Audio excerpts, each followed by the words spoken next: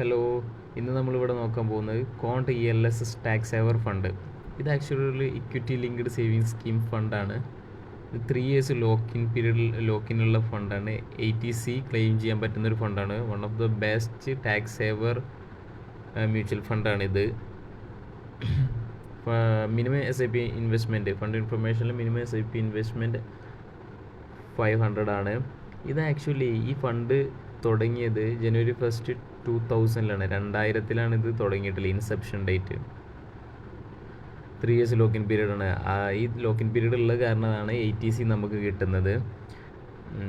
Current NAV അതായത് January 1, 2000 10 rupees ഉണ്ടാകുന്ന NAV ഇപ്പോൾ 448 ആയിട്ടുണ്ട്. Total AUM 10,000 crore. Expense ratio 0.71.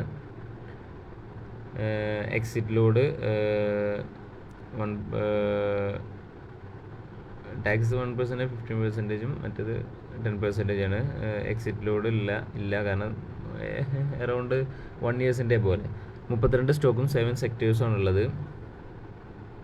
Financial സെക്ടറിലാണ് കൂടുതൽ അലൊക്കേഷൻ പോകുന്നത്. Consumer defence, consumer cyclical, basic material, health care, industrial. 3% ഓഫ് അലൊക്കേഷൻസ് ആണ് സെക്ടർ വൈസ് വരുന്നത്.